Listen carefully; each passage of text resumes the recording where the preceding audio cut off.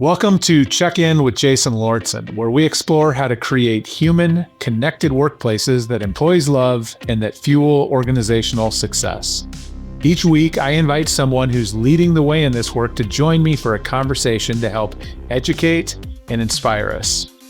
My guest today is Rebecca Weaver, the founder and CEO of HRuprise, an HR consulting firm helping organizations transform the role of HR for a new world of work.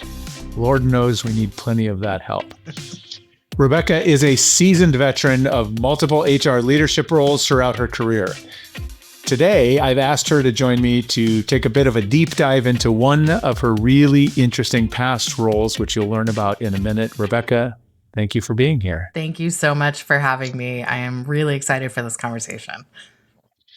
You know, I've always, since I think probably the first time I met you, I have admired how fierce and candid you are in your work and in how you communicate and how you talk about your work. And so today I don't think excited probably captures it, to have you here with me to take our pointy sticks and kind of poke holes in the idea of best practices. Like there's no one who I would rather do this with. So this is one of my favorite things to do. And I think it's one of your favorite things to do. So that's it's going to be fun. But before we do that, I want to start by, talking a little bit about you and learning a little bit more about your work. And so let's start there. Tell us a little bit about what you do today with HRuprise. Sure. So HRuprise now is, as you mentioned, a consulting firm. We support small businesses and nonprofits with independent, flexible HR. So we've structured our offerings in a way that make it really flexible for the small businesses, especially those most of the time that don't have their own in-house HR. We come in and help give them some flexible options because you think about the millions and millions of people in the country who work for small business. I think I saw a statistic, it was something upwards of 90% of people, employees in the United States work for small business, and yet they frequently don't have HR support. So we're really passionate about working with folks who are passionate about their work too, which is what kind of dives us into or directs us toward nonprofits. But we do work with some for-profits as well. But yeah, we're really there to help support with the things that people don't typically go into business for, right? Well, and it's a cool model. What you do is a very cool model because as I understand it, it's like the way that you provide access to sort of world-class HR expertise and support, but in a way that a small business can afford and access, which is really, really cool. That's right. Yeah. So our clients get access to just a wealth of knowledge. Most of our HRuprise coaches, we call them coaches, consultant is the same thing. We just like the connotation of coach much better. But they get paired up with an HRuprise coach. They have most cases, at least 10, in many cases, 15 years or more of HR experience across a variety of industries. And yet they're only paying for a fraction of their time. So you get this incredible wealth of resources for much less than it would cost to hire somebody like brand new in their career.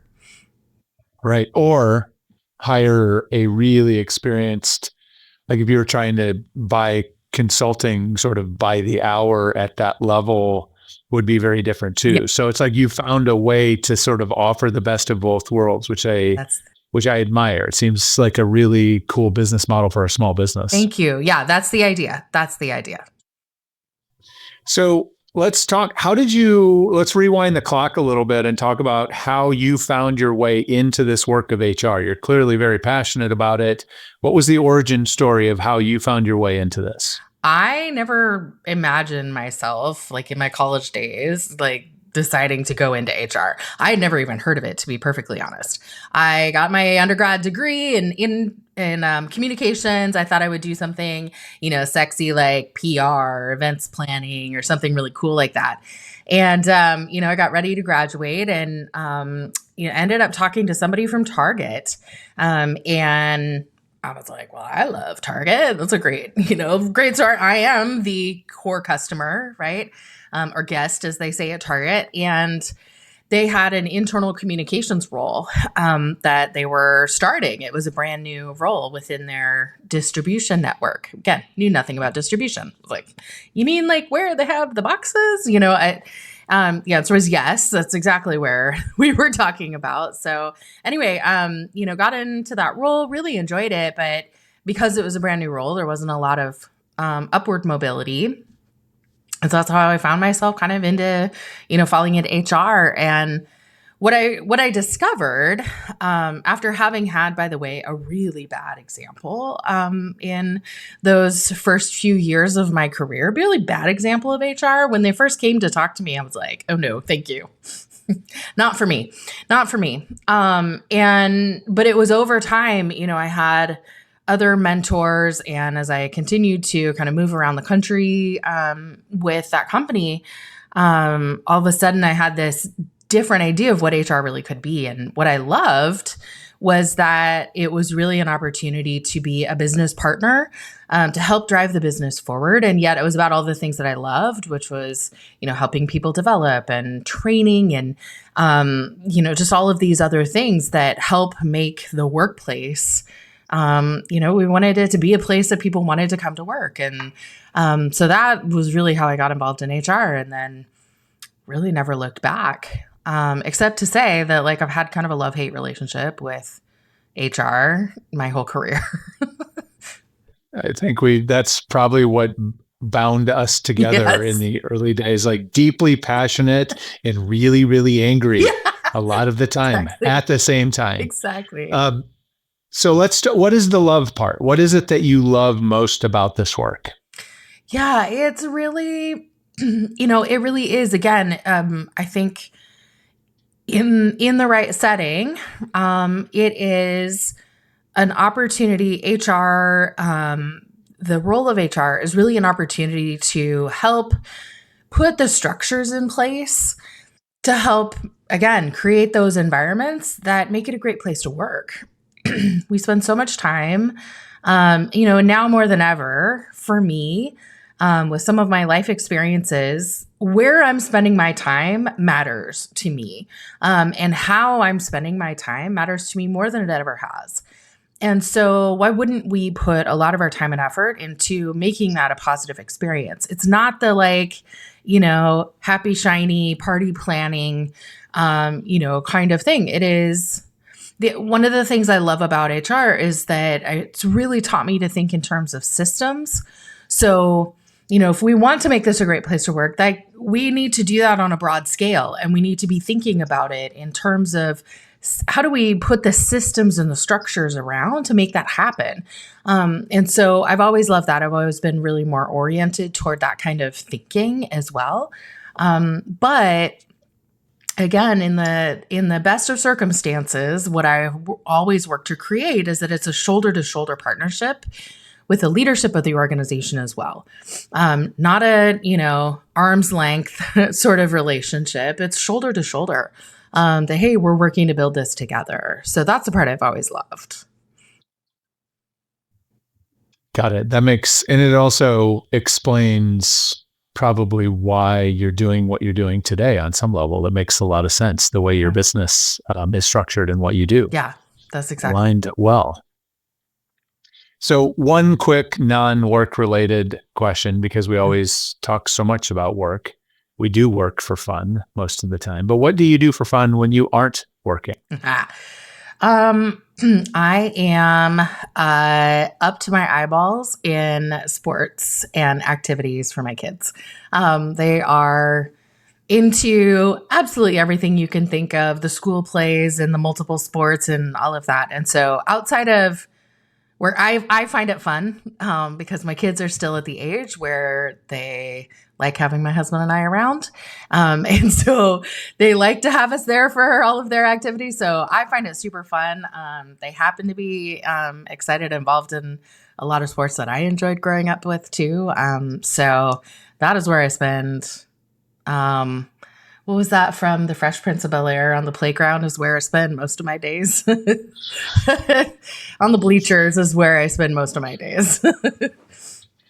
Yeah, it is. And the longer it goes, it's still the case for us. And our kids are older than yours, but finding really good cushy bleacher seats, like bleacher chairs that you carry in with you, like when you can get over the fact of carrying them in, it changes your life. Oh, yeah. Changes your life. Oh, Really yeah. important as a sports parent. Yes, it is absolutely critical.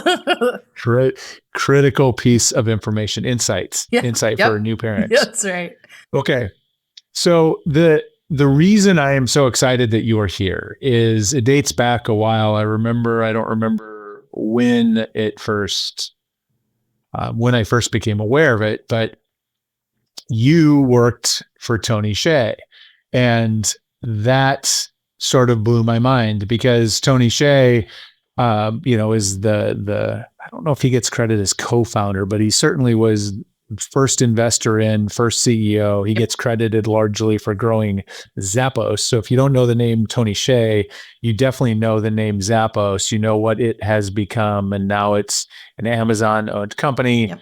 And I was, it was kind of a perfect timing for me when Zappos was growing like crazy. And then for those that were in HR and leadership in the around 2010, Tony wrote a book called Delivering Happiness, where he sort of espoused whatever wisdom he wanted to share about how he had grown this thing. And this book became kind of it hit the zeitgeist, became a huge thing. And I mean, to the point that I was reading it, like I had my HR leadership team reading it together. We read a chapter and discuss and the whole thing. And I went back and revisited some of that in preparation for this interview. And it's interesting looking back on this. But the fact that you knew Tony, or you were like, that was because he was this enigma, and all these things have happened with him since. And so I just have been super fascinated in him, what he did, Zappos, all of the culture surrounding that, and some other things. And so the fact that I always wanted to, we've talked about it, but I'm like, there's some stuff to talk about in here. And so you actually had a role, just to be clear, you did not work at Zappos. Right. You worked at another really interesting project of his called the Downtown Project in Las Vegas and you were the head of people ops. So can you talk a little bit about, well, first off, let's talk about, like, were you also, like, what was your relationship with Zappos and Tony Hsieh and Delivering Happiness pre this time? I'm curious, like, where you were before you found your way inside the bubble. Yeah, I was very much the same place you are. I read the book. Anybody in HR, especially in like, I don't know, I'm not even sure when the book was published, but like, let's say early 2000s and on, had heard of Zappos, had heard about their culture. Zappos has also been very, very open. I would assume it's still the same way. It's been a few years since I lived there, in full disclosure, but lived there being Las Vegas, which is where Zappos is headquartered. But, they've historically been very, very open too. So like, you can schedule a tour of Zappos and you can talk to folks who work there about their culture and things like that. So I was very much a part of that too. Loved the book, Delivering Happiness. So my husband and I kind of bounced around the country for years and years. And then he is now a physician. But he was graduating medical school, and his residency was in Las Vegas. So we moved to Las Vegas. I was with a different big retailer at the time, and was looking for a role. I was on the road, traveling every week. We had a newborn, our first child, and it was brutal. My husband's working 90 plus hours a week because he was in residency. I was on the road. And so I was looking for an opportunity to get off the road. And then heard that Downtown Project was looking for someone to be their head of people ops, although, of course, we didn't call it that at the time, and we'll get into that in a second. But that's essentially the role that they were looking to fill. And so I thought, well, this is perfect. I had done a tour at Zappos. In fact, I took one of my coworkers from the job I had. We did the tour. We thought it was super cool. And then I had the opportunity to interview with them. Turns out, so Downtown Project, just to give like a little bit of context, and it now even has a different name, referred to as DTP companies. And but at the time, it was called Downtown Project. It was an organization that was created to oversee Tony's investments in downtown Las Vegas. So essentially what happened is back before, so Zappos used to be headquartered out in the suburbs of Las Vegas. Tony went looking for a new building or new headquarters location and went all over the US and I think even probably some international locations as well, visiting all these famous company headquarters, right? And so he was really inspired by a book called The Triumph of the City, I believe is what it's called. But loved especially New York University, which essentially what he liked about it was it was very difficult to tell sometimes like where the campus ended and the city began and vice versa. Like he just loved how it was really fully integrated. And so that was a story that was told for forever and ever. And so in the midst of all of this, the old City Hall building for Las Vegas was up for sale. And so all of this sort of converging at the same time, Tony invested $350 million of his own money into revitalizing downtown Las Vegas. And so this organization was created to oversee those efforts. And at least when I worked there, I assume it's probably somewhat similar today, but I don't know for sure. But when I was there, the money was split into kind of three major categories. So there were businesses that we directly owned and operated. So those were things like hotels, restaurants. There's actually an outdoor shopping mall made out of shipping containers. It's called the Container Park. Super cool. Go visit if you were ever in town. So that was the businesses we directly owned and operated. So those employees were our employees. And then we had small business investments. So Tony wanted to invest in small business owners, and in particular, folks who were first-time founders or first-time business owners. He really loved owner-operators as well. So it was like a priority was put on investments in first-time business owner-operators. Wanted to make it easier for people to get started with entrepreneurship. And then, of course, there's real estate holdings.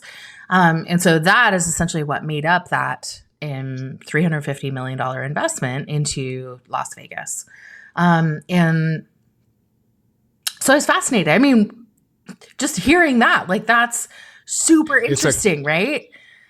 It's a cool, and I think the piece that I remember hearing about this, and then, sort of just being curious about it. And then you learned kind of this vision of at least as I understand it, I think Tony had kind of a bit of a vision of like Zappos employee kind of merging or blending, like removing this barrier between work and life, almost making it completely sort of fluid in a way that's sort of makes work-life balance sounds ridiculous. There's you can work and live and everything is sort of integrated, not in a weird way, but in a very natural way, which I think is an incredible vision. I mean, what a profound aspiration to have for people. So I was always intrigued from a distance by that, just the idea or the vision of that. Yeah, absolutely. The idea that, could we approach like city planning essentially, right? Like you would a startup. And so again, Tony spoke about collisions and measuring success based on collisions, meaning like Oh, you and I bump into each other at the coffee shop and we strike up a conversation, and maybe we're for completely different parts of the city, right? Or we have completely different roles, and yet we strike up a conversation and we determine we have something in common, and maybe there's some kind of collaboration that would come out of that. And so, yeah, it was just a completely different way of thinking about how do we operate, and what are the things that we care about? And if you saw downtown Las Vegas before that, like, this was not a place that was a destination in any way, shape, or form. It was it's old downtown. A place that had a lot of crime. Again, a lot of folks just wouldn't come there. And so, we talked at the time about how much another one of the kind of key metrics, if you will, would be how many strollers do we see moving around town, right? Like, are people comfortable coming? And so my husband and I, even before I worked there, we took our daughter to downtown project, to the container park, because they had this huge like treehouse like play structure in the middle. We took her there for her first birthday. So, we were even a part of it before we even knew. Mm. And so, well, one of the things, and this is where, I mean, what I would like, why wouldn't you want to be a part of that? Like, that's so just to me, like, at least it sounds so exciting and interesting, and it's different and it's innovative and all the things. One of the things that I was always fascinated about, and this is kind of where I want to really dive in with you today, was, I mean, there were some things that Tony espoused in the book that are, looking back at it now, given what we know and what we do, are pretty simplistic things, like build a good culture, really invest in customer experience. And I think for him, it was a very real thing. It was very, I think, felt very deeply. I mean, Zappos customer service back in the day was legendary for what they would do for you, even if it had nothing to do with shoes, or, I mean, it was legendary. And so all of that, yes on all of that. But one of the things that Tony also sort of made famous, not through the book, but through how he decided to run his companies, was he was really invested in, or seemed to be really interested in, the idea of self-management and sort of removing traditional hierarchy. And he found this system, or this, we'll call it a system, I guess, that somebody had created called Holacracy. And this was the thing he leaned into, and he decided this is the thing that helps them do it. And so you entered in this like full Holacracy mode. It's working. I, at the time that I was hearing about it, was really fascinated in the concepts and ideas of self-management, because just as someone who believes in treating adults like adults at work, and that, I just was really fascinated. I also went through a phase where I was sort of like, do we really need management? Is this just bureaucracy?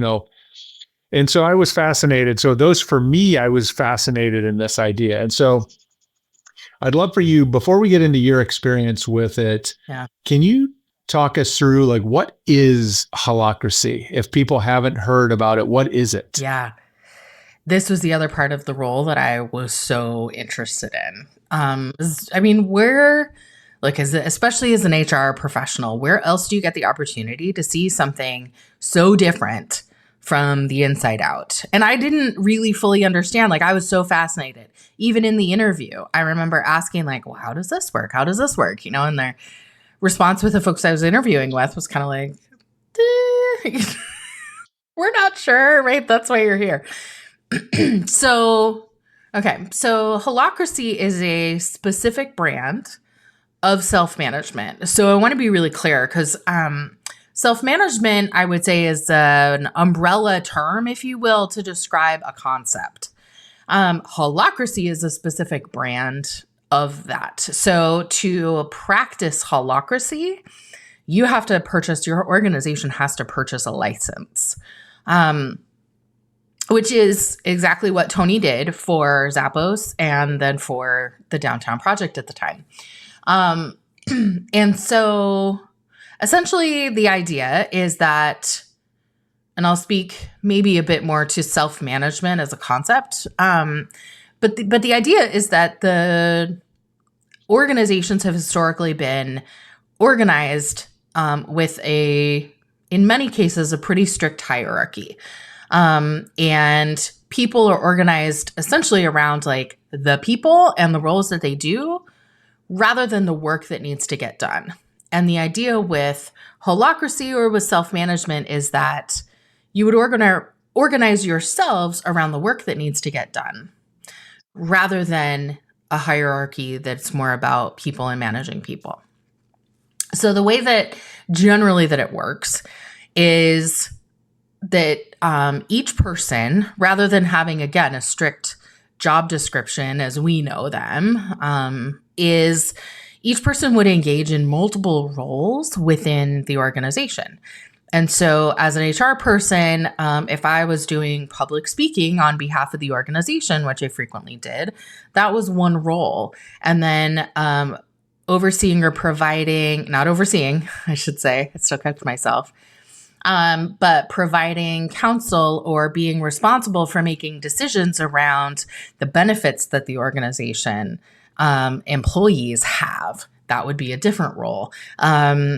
Conflict resolution, and that type of thing. That's a different role. So one person would engage in multiple roles. And I think, it was fairly common for people to have like 7, 8, 9, 10 different roles within the organization.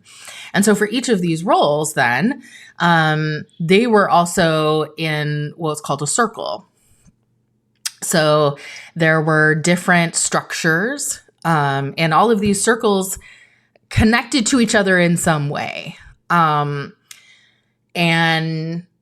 essentially there were meeting structures. How often did you meet? What did you talk about? How would you work through decision making was all set up in a very prescriptive way. And this is a bit more holacracy specific. Set up in a pretty specific way with the intention that everyone in that circle gets an equal opportunity to contribute ideas or bring forward concerns, or tensions is what they were called. A tension meaning something that needs resolution in some way. So that was the idea, is that there would be very specific rules that were designed to allow for everyone to be able to participate. Which, sounds generally good, I guess. And that, I think that's a good notion. We want people, it's kind of when we talk about inclusion, that's kind of what we're often talking about, is making sure all voices are heard. So that part of it, I find really interesting. And even just the idea of self-organization around work sounds good. I'm curious, what did you understand to be, I guess, the aspiration or the intention behind investing in this or going down this path? Like, why was Tony and some others like him so enamored with this thing? So a lot of, from what I understand, and without speaking for other people, a lot of what was discussed at the time was the idea being, again, what you said, that is the theoretically the good intention behind all of this is, hey, we want everyone to have an opportunity to provide input. We want people to be able to do roles that are beyond just a strict job description, that you would have the ability to sort of design your own career path. And even before that, like design your own job, be able to engage in, many different aspects, even beyond just what might be what you were hired for, right? That if you have skills in another area, this would give you more freedom and flexibility to be able to engage in all of those things. So I think that was all the intention behind it. Again, a lot of the discussion that was happening at the time was that was the idea. That's not what was happening. At least it didn't sound like it from what I mean, I'm sure there's the good and the bad, Absolutely. right? There was a mixed bag for you. And so this is where let's talk a little bit about what your experience of it was when you got into it. And like we said, holacracy is its own version of self-management. I think there are other versions of self-management. Well, agile is a perfect example in a lot of ways of self-management that tends to work pretty effectively in the right situations, executed the right way. I don't know that much about holacracy other than getting up close and personal with your experience of it. But Yep. so what was your experience like? It sounds like from day one, you had some questions or you bumped up against some things that maybe you were having trouble kind of rectifying based on your experience or what seemed to make sense. Yeah. So I went through, and I'll just speak to my own experience, not a spokesperson for anybody else or any organization, to be clear. It's interesting because it started with 3 full days of training to learn the rules of meetings. Again, as I mentioned before, there were different types of meetings. So for every circle that you were a part of, there were 2 different types of meetings. One was a governance meeting, which would talk more about kind of like the structures of how your circle was set up. And then there was, I can't remember, I think it was called like operational or something to that effect. And again, there were different rules for that. And so took 3 full days of just even learning the rules. And my observation at that time, to me, it seemed like people were much more interested, like as you start to get into it, because it's so different from what we all have learned over the years, because it's so different. I saw people getting so much more wrapped up in like the rules of the game rather than just playing the game, right? And meaning, if the intention is that everybody gets an opportunity to speak or have their voice heard or, engage, have the flexibility to engage in other areas that are outside of their, job description, then theoretically you would have a lot more free flow discussion, right? Or that there would be a lot more give and take. At least that's what I assumed going into it, that I would see a lot of that. And I didn't see any of that. What I saw was a whole lot of like, is it okay if I jump in here? Is it okay if I talk? Right. And because to me, it was the most bureaucratic organization I've ever worked for. And part of the reason for that, which is so ironic, right? Because that's theoretically the exact opposite of what it was intending to be. But the challenge was that people were so wrapped up in like, am I following the rules correctly? Right? The rules of this meeting or what have you, that people just sort of stood back rather than do it wrong. I'm just going to kind of step back. Or people would get so wrapped up in it. The people who there were a few people I saw who became very, very well versed in how all those things worked. And those are the folks who were able to like really move an agenda forward. And say exert a lot of control because the rules, a lot of control. That was, yeah. It's fascinating to me because it's, one of the things that I have over the years thought about and have said many times is that there is, and I believe this to be true, that you can create freedom through structure, right? That's why you have process. That's why you'll set boundaries. That's why you will create clarity around expectations or around your role. And so I'm curious if you can tease out the difference between, because I would assume, like I'm going to give them the benefit of the doubt here, that's what they set out to accomplish probably, was to create a set of rules or create some structure that allowed the freedom that you would want inside of a system like this. But can you maybe give us an example of what that looks like when it moves from being helpful to non-helpful? Like, what was a concrete example of that from your time there? Yeah, I remember one meeting in particular, and to be honest, it's now been long enough. I don't even remember the name of the circles or anything like that. But it was a group that had come together for the purpose of, similar to what we would traditionally think of HR stuff being. And there were some folks with an HR background like myself who are a part of it. There were some folks who weren't, who didn't have that experience, who were part of the group. And I remember one meeting in particular, someone wanted to make a change to have, for example, all of our roles just be changed to exempt. Like everybody should just, and I believe there was another one where it was like, oh, well, everybody should just be able to determine their own pay structure. Right. So it was like things like that for those of us with an HR background understand there are very real legal implications to some of those things. And there was one in particular that we started off the meeting, and again, anybody can bring up a tension and then it has to be resolved, through this whole long process. And so somebody brought one up like that. And I started to jump in with my like, oh no, this is actually a legal issue. I'd be happy to explain like why that is. Nope, not allowed. That was out of order with the rules of the meeting. And we spent the next almost 2 hours discussing this and working through all of the rules. When it came to my turn, I explained this is actually a legal issue. This isn't even like my preference. This is not me like wanting to retain control over things. This is like literally like this is a legal issue.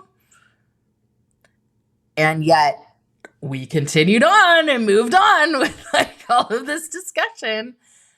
And I walked out of there, I think my head nearly exploded in that meeting because to me it felt like the biggest waste of time when, again, in a free flow, like what I thought this was intended to be kind of environment, that would have been a 5-minute conversation. Oh, great question. Like where's that coming from, right? So my reaction would have been, where's that coming from? What is that? What is this isn't really the issue. Like what is, underneath that? What's this really trying to solve? And we would have like a real productive conversation if it started with that, right? And I could explain, oh, here's the legal reason as to why everybody can't be an exempt employee. And what it means and blah, blah, blah. And here's how it's determined and blah, blah. Like I very happily explain all of that. And, we would get to a good productive discussion. When it turned into this like 2-hour conversation about nothing because we had to follow all the rules of the, again, that's why I say like it was one of the most bureaucratic organization or experience that I've ever had. Yeah, which is wild because you have worked at some big companies and big companies are usually have the corner on that. And so yeah. I'm curious, as you emerged from this experience, you went into it. It sounds like you entered it the way where kind of I was at the time, general fan of the delivering happiness thing, super interested or curious about self-management and all of how that works, different kinds of culture.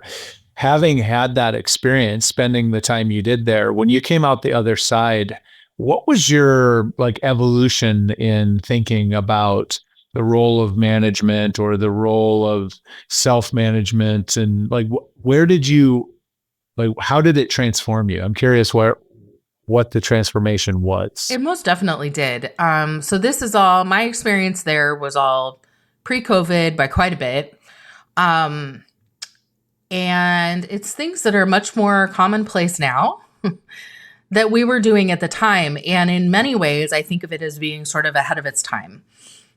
So things like autonomy over your schedule, autonomy over your work location. At the time, the ROW, right, results only work environment, I think, or experience, whatever that stood for, ROWE. That was big at the time. with a few organizations. It felt really ahead of its time. And it bumped up against, it was mostly specific personalities and what I now see as just deeply, deeply ingrained assumptions about how we work and what that means. So, for example, Tony would describe the culture as you work wherever you want. We don't care where the work gets done. We just care that it gets done. Right. And so you have autonomy over your schedule. You have autonomy over where you're working. We had lots of different work locations.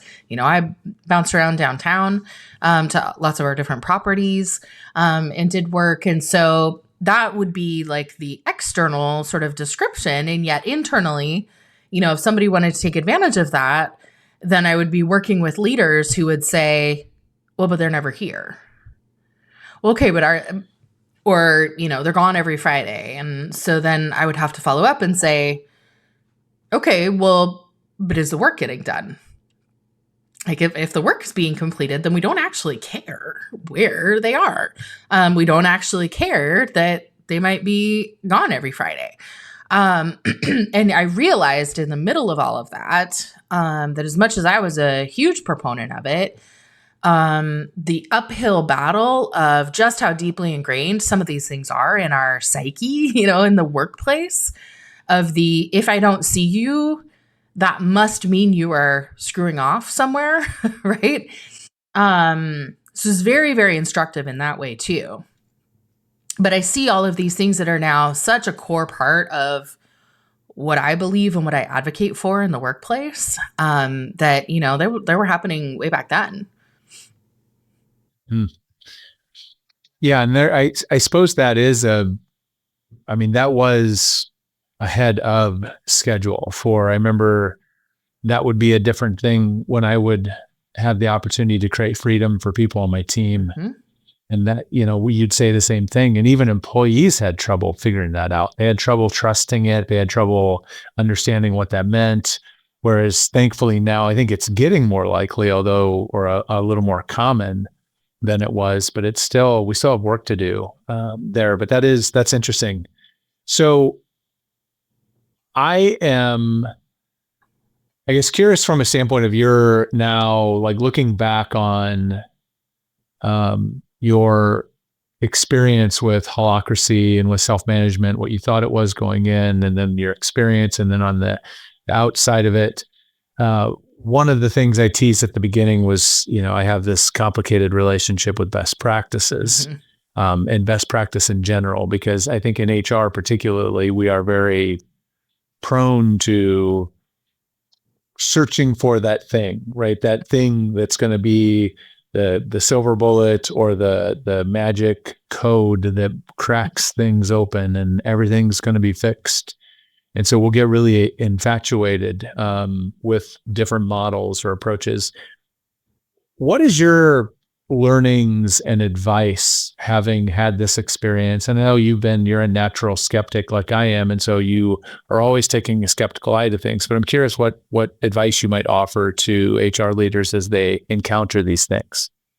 A great question. When I think about the experience, I have taken so much away from that, so much positive from that experience. And by the way, we didn't get to this in the story, but we actually went through the process at Downtown Project of doing away with Holacracy in the midst of some company restructuring, and then embarked on our own version of self-management. So that was a whole other experience. But in the midst of all of that, I would say my personal view of all of this is, first and foremost, I don't think there's anything inherently wrong with the structure of leading people. I don't think there's anything wrong with that. I think people will always gather. We will always collaborate in some way. We will always find ways of coming together to work. And I don't even think necessarily that every single iteration requires someone to step up and say, I am the leader. However, I do think that, especially when you're talking about larger teams, you do reach a point where you do need someone to help organize the work, someone to help prioritize the work. So I think about like the things that were not necessarily solved for us with the structure of holacracy or self-management or whatever it was. And some of the things that came up frequently were, well, how do I prioritize? I mean, I'm hearing, from all these different places, who can help me prioritize, right? Like who has the ultimate authority to help me prioritize my work? So that was one. Another was like conflict resolution. If there wasn't any kind of person in place to help with that resolving conflicts, and again, eventually, most of the time, can you resolve a conflict, between two people? Yeah, I mean, most of the time we can, right? Get to some kind of resolution. But there are some things that don't have an ultimate resolution, right? Or we've tried and it's just not working for some reason. And eventually you do need someone who has some kind of positional authority to make a decision. So there are some of those things that ultimately you do need, or for sake of efficiency, quite frankly, just to have someone say, appreciate everybody's input. Thank you. Right? Thank you. Here's where we're going. This is what we're going to do, right? Or these A, B, and C are the priorities. This is what we're going to focus on. And so that's not necessarily a structure that is not collaborative. Like you can do that in a collaborative way and have people feel like they're a part of it. But ultimately, I think there are so many places where we do still need leadership. And again, this will probably get us into the difference between leader and manager, right? Do we need managers? I think probably much less than we need leaders.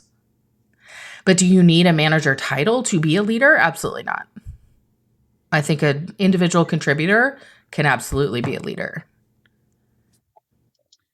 When it sounds to that, what I am hearing, or as I'm reflecting on kind of what your experience was like too, a little bit of what got lost in the execution of holacracy, or at least the design, the way that you experienced it, is a loss of understanding what the intention is. Mm-hmm. What are we trying to accomplish? And does this structure, does these rules, does this serve the outcome that we're trying? It's almost counter to what, like, well, yep. If employees can organize around the work, then why can't they self-organize a meeting? Right. Right. There's some things that get lost in there. And I understand probably there was some good ideas in a conference room when they were drawing it up, but didn't translate maybe as well. Yeah. And so I think it's important just to always be anchored in what is our intention? What are we trying to accomplish? What is this about? So that when things start to feel a little weird or restrictive or out of alignment, you can check back in with that. It feels, and that's always the issue with best practices for me, is that like a best practice is only a best practice for the people probably that are executing it. Yeah. It wasn't designed for you. And so you got to find a way to figure out what the best practice is for your situation, right, and your intention and your goals. So there's a lot there. Yeah, absolutely. Absolutely. I think that, I think now about the roles I had even before this, right? I was in regional roles in supply chain, right? And so we're talking thousands of people and, multiple buildings at a time. And I think about how terrible I would be at those jobs now because the whole point of those kinds of roles, and again, we're talking like large scale, right? But the whole point of those jobs, really, if you boiled it down, is everybody line up. We're all going to take right step first, right? And we are moving in this direction. Ready? right, left, right, left, right. I mean, that's the whole purpose of roles like that, is to, make sure that everybody's doing it correctly. So that then if we want to innovate, and we would even tell our teams this at that time. Look, if you want to be innovative, you want to try something new, cool. Show us you can do it this way first. And then you buy yourself the opportunity to be creative and innovative. Right. And so, but if I were to go back and do it now, I'd be like, go try that. See how it goes. Let me know. Right. Because I have so much more room and tolerance for, the creativity and the innovation. As part of what I love about, working for myself, is that autonomy, and the ability to try things and pivot really quickly if it's not working, or if we just don't, not seeing what we thought we would. But it's much, much harder to do on a huge, large scale. And so I think that's the ultimate challenge now for organizations, is how can we marry those two things together? Because when people feel like they're lost in a bureaucracy, it's because they're lost in but this doesn't make any sense. And how come nobody else sees this? It doesn't make any sense. It definitely doesn't make any sense for me in my situation. And yet I have no room to change my circumstances. Right. And so how can we kind of marry those two things? Be able to see, efficiency is the name of the game, right? For large scale, but how can we do that in a way that still gives people the autonomy that they're looking for? This has been an awesome exploration. Thank you for taking me inside of that experience. Really fascinating. We could go on We could. Probably for several more hours, but that would get to be a really long episode. And so I'm going to bring us towards the end here. I have a few questions that I'd love to hear what your thoughts are. And first is, what is a big challenge that either you are facing in your business right now, or that you are experiencing with your clients right now? Oh, I think what I see, with our clients, even what I experience myself, is a challenge for, I've said for a long time, there's no such thing as leaving it at home, right? For our parents and our grandparents, certainly, right? The generations before us, I think there was much more of this desire to separate work and life.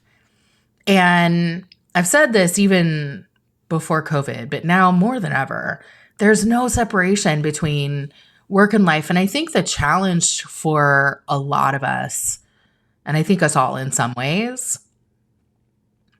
is how do we, first and foremost, how do we find the meaning in the work that we're doing?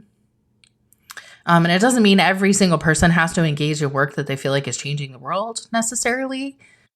But how do you find that meaning? Do I understand why the work I'm doing, do I understand why that matters?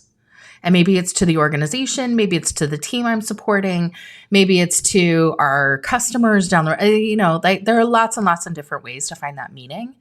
But do I understand that as an employee? And then number two is do I understand the autonomy?